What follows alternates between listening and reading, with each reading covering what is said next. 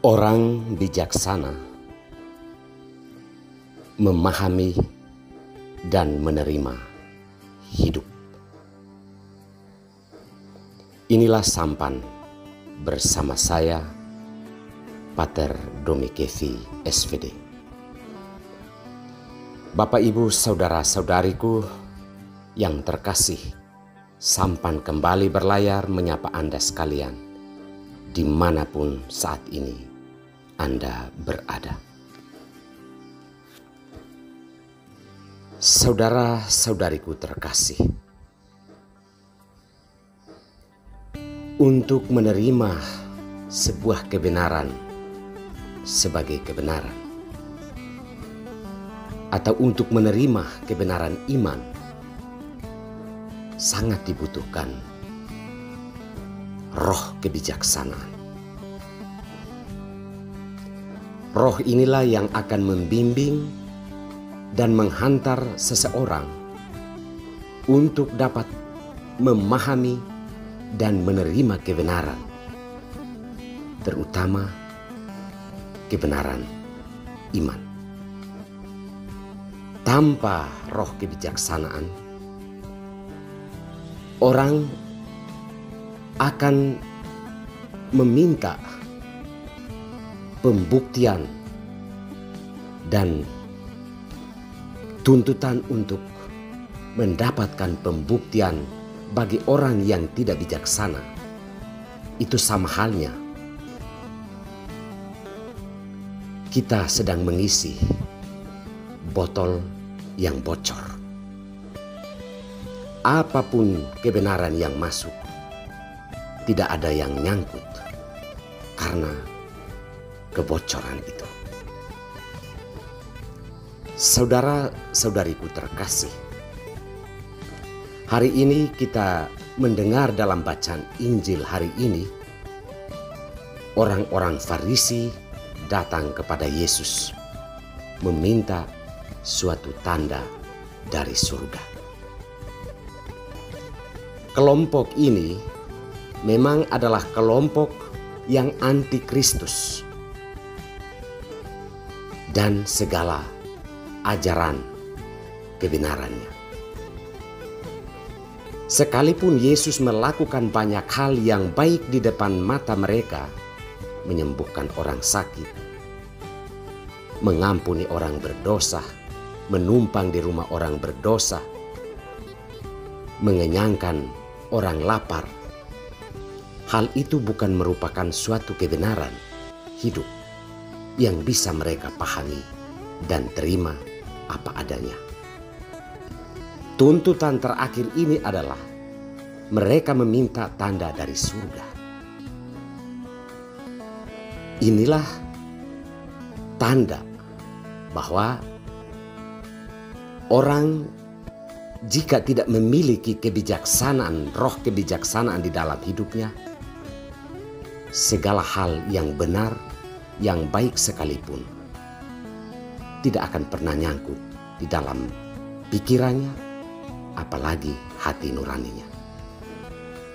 Menjawab tuntutan mereka, yakni tanda dari surga, Yesus tidak mau menggunakan kuasa atau menggunakan iman itu untuk permainan selera seseorang atau seorang manusia.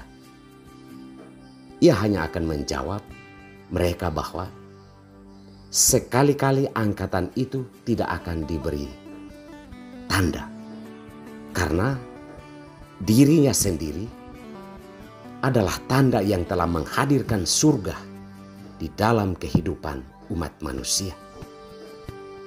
Kebenaran setidak-tidaknya yang dilakukan Yesus itu sebenarnya menjadi tanda bahwa Tuhan tidak jauh dari kehidupan manusia.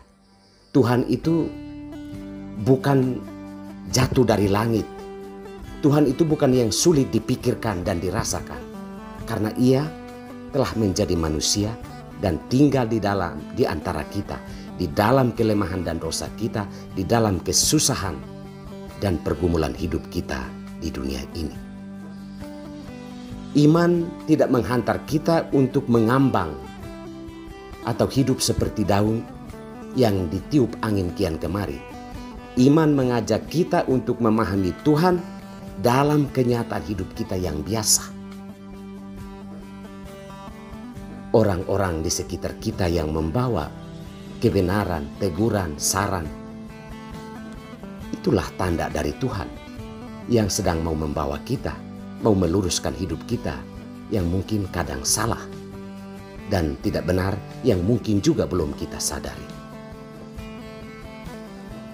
Saudara-saudari terkasih, jika kita memiliki roh kebijaksanaan, Yakobus dalam bacaan pertama menegaskan bahwa kita akan mampu menerima cobaan-cobaan hidup sebagai suatu ujian terhadap iman kita. Orang bijaksanalah yang akan memahami tantangan dan cobaan itu sebagai ujian untuk memperteguh iman. Tanpa kebijaksanaan, orang akan menerima cobaan sebagai tantangan yang melemahkan imannya, sebagai halangan yang mengisolasi hidup dan kebebasannya. Hanya orang bijaksana yang mampu mengartikan setiap cobaan dan tantangan hidup untuk memurnikan dan meneguhkan imannya akan Allah.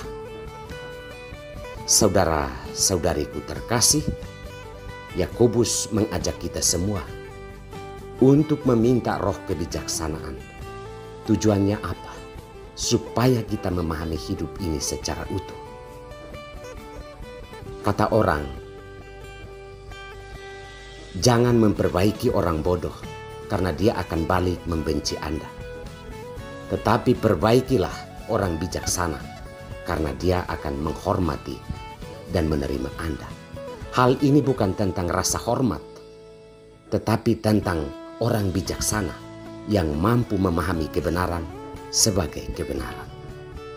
Kita pun akan mampu memahami hidup, iman dan kebenarannya apabila kita meminta roh kebijaksanaan dari Allah yang kita imani, yang kita yakini dan kita ikuti.